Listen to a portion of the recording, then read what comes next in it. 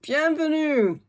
Aujourd'hui, dans notre parcours de la Bible, nous allons commencer au commencement, Genèse 1.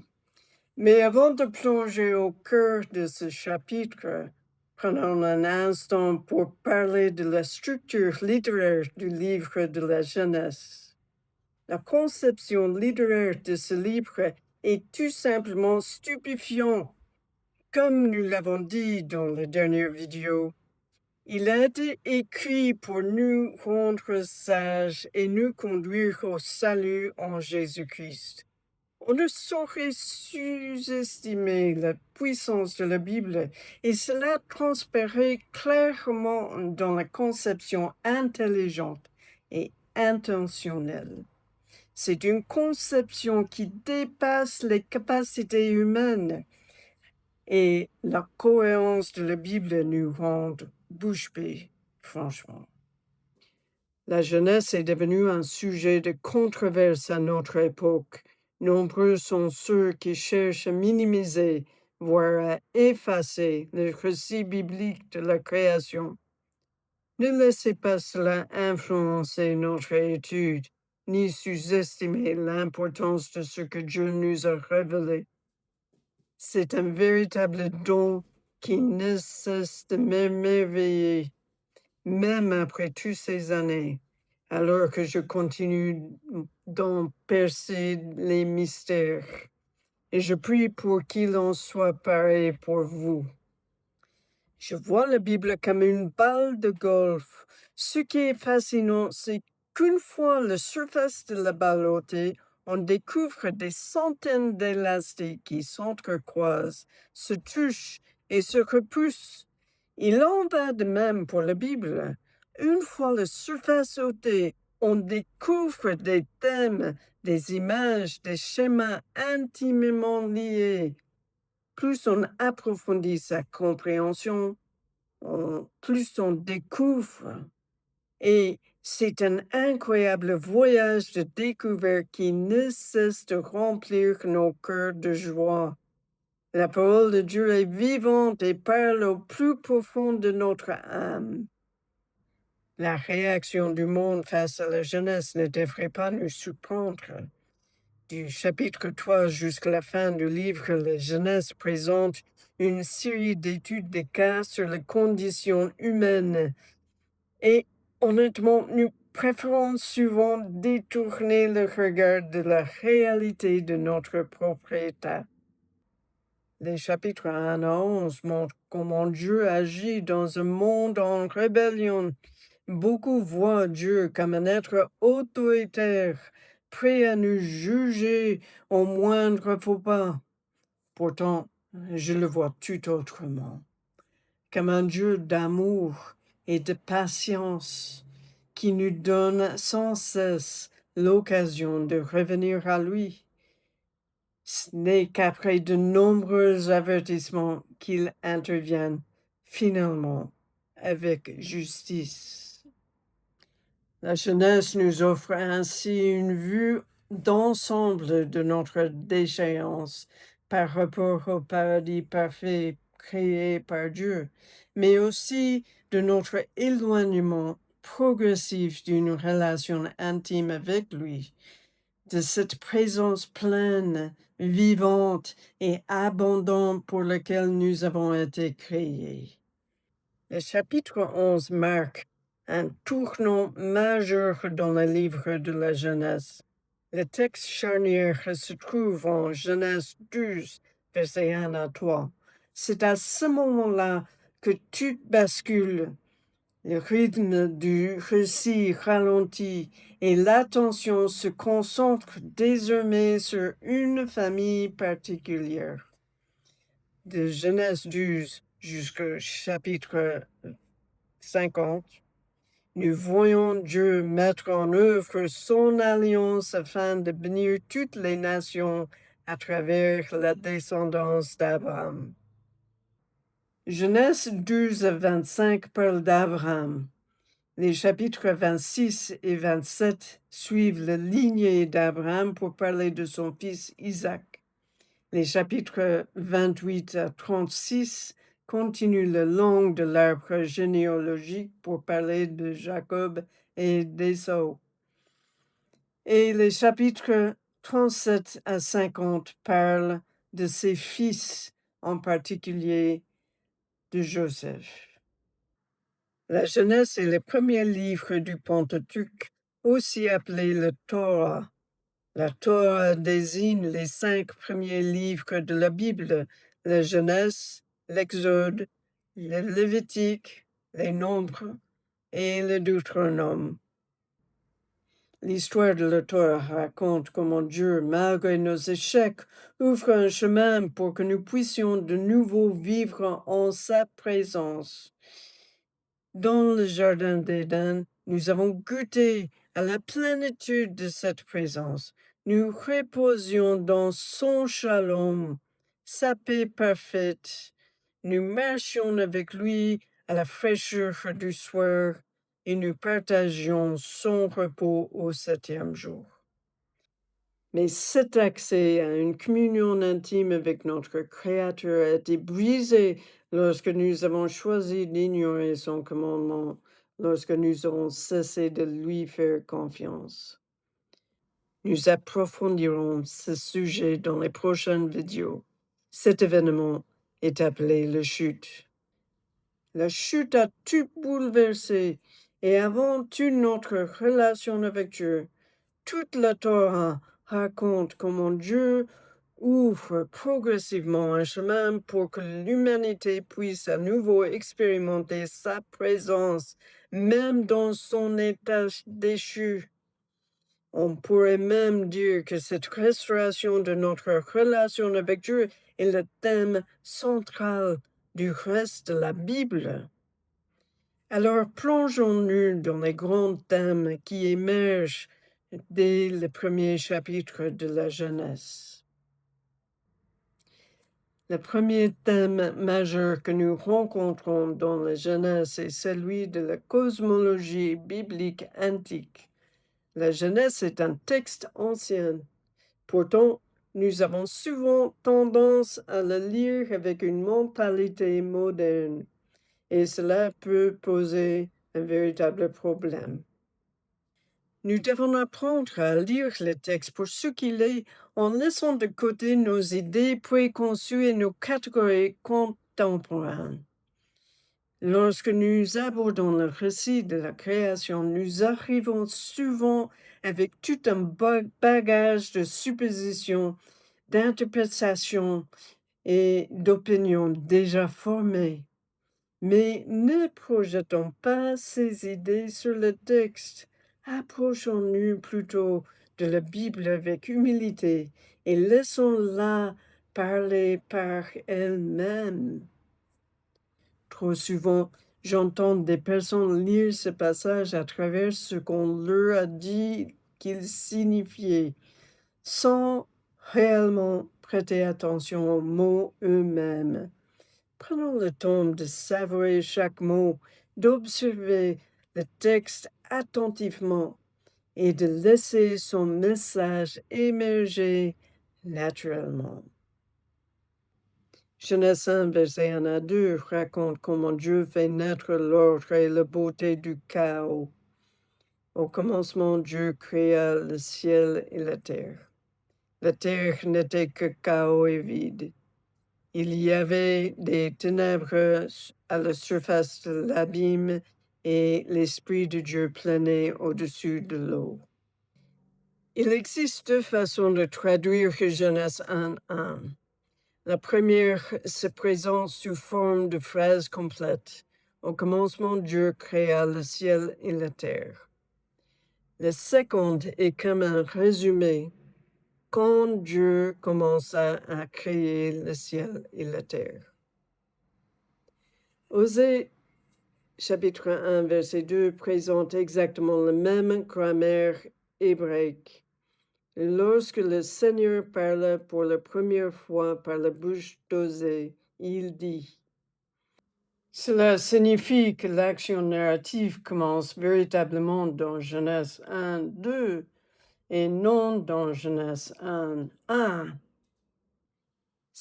Si l'on retient la traduction littérale du verset 1, cela signifie que la terre existait déjà avant les 6 jours de la création, dans un état de chaos et de vide.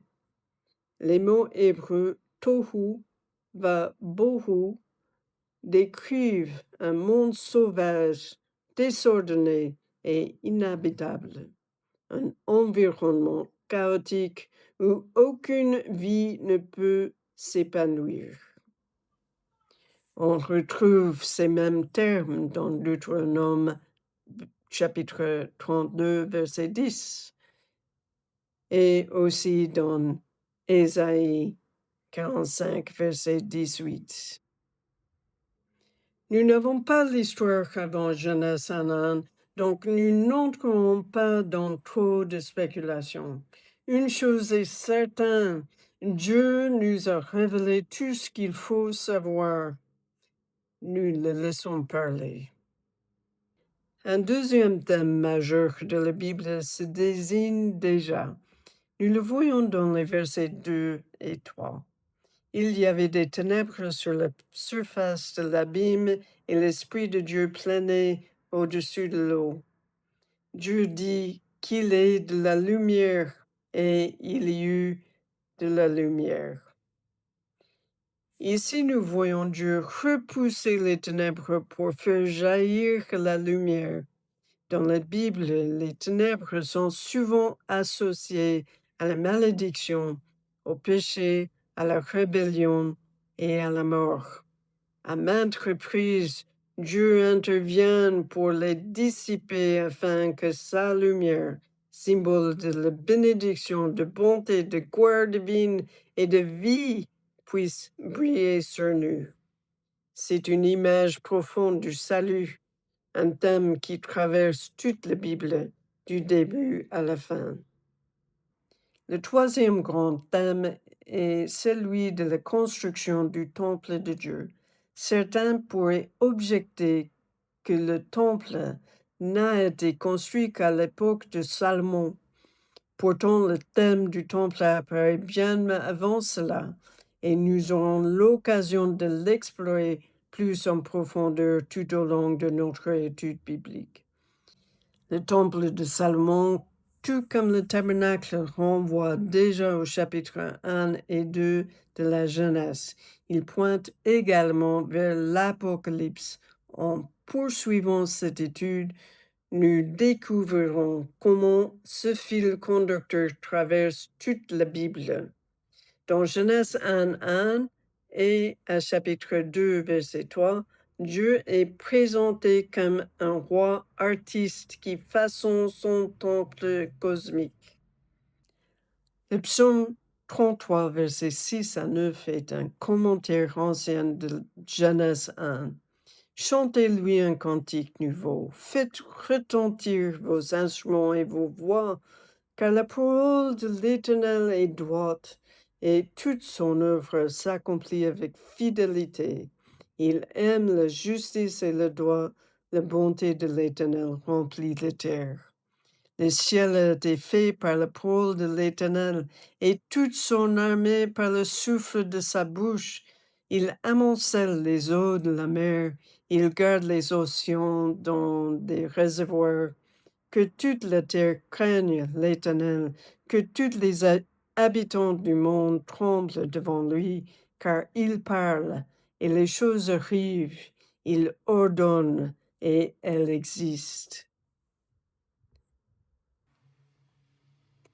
Examinons maintenant la structure littéraire en 7 jours du chapitre 1 jusqu'au chapitre 2, verset 3 de la Genèse. Le mot hébreu traduit par jour peut avoir plusieurs sens dans la Bible. On peut le voir comme l'intervalle de lumière entre deux périodes d'obscurité, ou bien on peut le voir comme une période comprenant un soir et un matin, c'est-à-dire un cycle complet.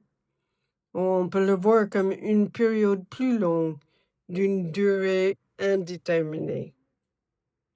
Ces trois usages se retrouvent dans les Écritures. C'est pourquoi il existe de nombreux débats autour de la durée des 6 jours de la création. Il ne correspond peut-être pas nécessairement à notre conception moderne du temps et des jours. Personnellement, je penche vers la deuxième interprétation, un cycle composé d'un soir et d'un matin, parce que c'est spécifié dans le texte de chaque jour. Avec un Dieu infiniment puissant qui crée le monde par sa parole, cela ne me paraît pas invraisemblable. Peut-être avons-nous parfois tendance à enfermer Dieu dans une boîte trop petite, en lui imposant nos propres limites. Genèse 1 affirme simplement Dieu parla et le monde exista. La Bible elle-même souligne ce rythme. Il y a eu un soir et il y a eu un matin. Ce fut le premier jour. Mais au-delà de tous ces débats, ce qui me semble le plus important n'est pas tant la durée exacte de chaque jour, mais le fait que Dieu est au centre du récit comme concepteur, auteur et créateur de toutes choses. Regardons maintenant les 7 jours. Le premier jour, c'est le jour et la nuit. Dieu repousse les ténèbres afin que la lumière paraisse. C'est une image essentielle qu'il faut garder en mémoire pour la suite. Dieu écarte les ténèbres afin que la lumière et une vie nouvelle puissent émerger. Le deuxième jour, c'est le dôme du ciel.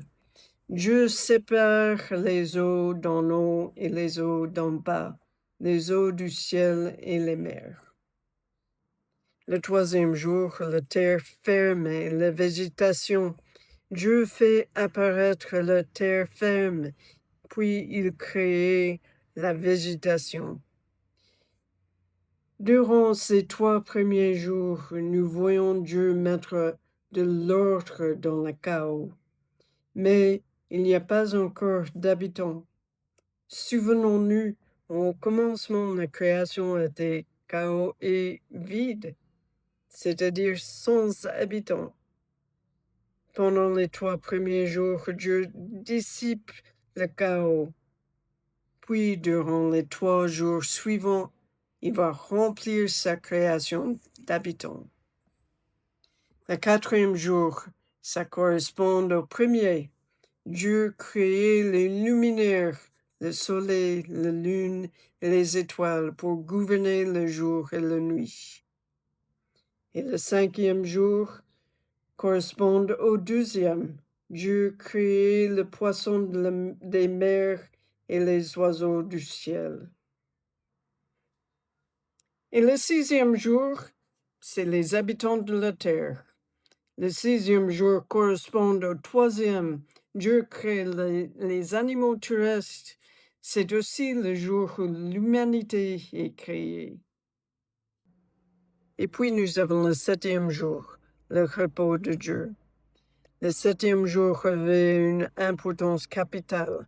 Pourtant, nous en avons parfois une vision très moderne et réductrice. Nous imaginons Dieu rentrant chez lui pour se détendre après son travail, mais ce n'est pas l'image que donne le texte biblique. Le 7e jour, Dieu se repose avec sa création et tout particulièrement avec l'humanité. C'est un temps d'intimité, de communion et de paix avec notre Créateur. Le modèle des 7 jours est une affirmation littéraire profonde sur le sens et le but de la création. La création est présentée comme le temple de Dieu, le lieu où il vient demeurer, se reposer et régner sur son œuvre. Les schémas en 7 jours correspondent d'ailleurs au modèle typique de consécration des temples dans la Bible. En Israël, les lieux sacrés étaient consacrés au travers des cérémonies qui duraient 7 jours. Ce parallèle est donc pas anodin. Il relie directement le récit de la création à l'idée du temple, lieu de la présence de Dieu au milieu de sa création. On le voit dans le tabernacle, en Lévitique 8, verset 33 et jusqu'à 35. Pendant 7 jours, vous ne sortirez pas de l'entrée de la tente de la rencontre. Et il continue. Vous resterez donc 7 jours à l'entrée de la tente de la rencontre. Et puis on le voit dans le temple de Salomon, en 1 roi 8, verset 2. Tous les hommes d'Israël se réunirent auprès du roi Salomon au cours du mois d'Éthanim, qui est le 7e mois, pendant la fête des tentes. La fête des tentes dure 7 jours. Et même le nouveau temple d'Ézéchiel, en Ézéchiel 43, versets 25 à 27. Pendant 7 jours, tu offriras chaque jour un bouc en sacrifice d'expiation. Le repos de Dieu du 7e jour est un thème profondément lié au temple. Le psaume 132, versets 14 à 17 montre comment Dieu y entre et trouve le repos et règne sur la création. Oui, l'Éternel a choisi Zion, il l'a désiré pour lieu d'habitation. C'est mon lieu de repos pour toujours. J'y habiterai, car je l'ai désiré. À mon avis, le point culminant de la création n'est pas simplement la création de l'être humain, mais le fait que l'humanité puisse vivre en relation avec le Dieu de l'univers. Le véritable sommet du récit des 7 jours se trouve dans le repos du 7e jour auprès de Dieu, dans cette communion intime avec lui. Cela nous conduit à un 4e grand thème de Genèse 1, au verset 26 à 28, l'humanité comme image royale de Dieu. Ce thème prolonge d'ailleurs de manière très profonde celui du temple. L'acte culminant de la création du temple de Dieu est le placement d'une image dans le lieu sacré. Le mot hébreu tselem, traduit par image, est d'ailleurs l'un des termes couramment utilisés dans l'Ancien Testament pour désigner une statue ou une idole. On retrouve ce mot, par exemple, dans Ézéchiel 7, verset 20, et Amos 5, verset 26. C'est le même mot qu'on retrouve dans Genèse 1.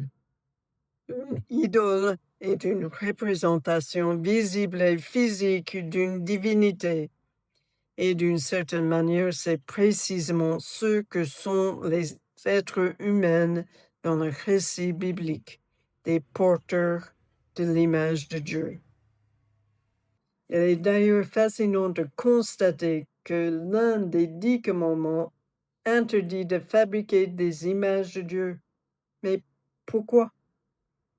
Parce que Dieu a déjà placé son image dans la création, l'humanité elle-même. Nous sommes créés à son image. Fabriquer des idoles revient donc non seulement à réduire le Dieu infini et éternel à un objet façonné par l'homme, mais aussi à nous rabaisser nous-mêmes en trahissant ce que Dieu nous a appelés à être. Genèse 1, verset 28 dit, Dieu les bénit et leur dit, reproduisez-vous, devenez nombreux, remplissez la terre et soumettez-la, dominez sur les poissons de la mer, sur les oiseaux du ciel et sur tout animal qui se déplace sur la terre. Dieu nous confie un rôle important, gouverner et prendre soin de sa création avec lui. En tant qu'être humain, nous avons aussi la capacité de créer. Nous avons bâti des monuments, des civilisations, des systèmes. Nous sommes capables d'apporter de l'ordre, tout comme Dieu l'a fait dans le récit de la création. Mais les êtres humains ont aussi le choix de la manière dont ils gouvernent. Et malheureusement, comme nous le voyons dès le chapitre 3 de la Genèse, nous avons souvent fait de mauvais choix. En Jésus, cependant, Dieu nous offre la possibilité de restaurer en nous cette image parfaite, des hommes et des femmes remplis de l'Esprit et agissant dans l'amour reflètent l'image restaurée de Dieu et répandent sa lumière dans de nouveaux territoires. Le théologien Christopher Wright exprime cette idée de manière remarquable. Nous ne devons pas considérer l'image de Dieu comme une chose indépendante que nous possédons. Dieu ne l'a pas donnée aux êtres humains comme un objet ajouté à leur nature. Elle est plutôt une dimension inhérente à notre création. L'expression « à notre image » décrit la manière dont Dieu nous a créés et non une qualité que nous possédons. L'image de Dieu n'est pas quelque chose que nous avons, elle est ce que nous sommes. Être humain, c'est être à l'image du Créateur. Ce n'est pas un attribut supplémentaire de notre espèce, c'est ce qui définit l'humanité. Le psaume 8 est une réflexion poétique sur la signification de l'image de Dieu en nous.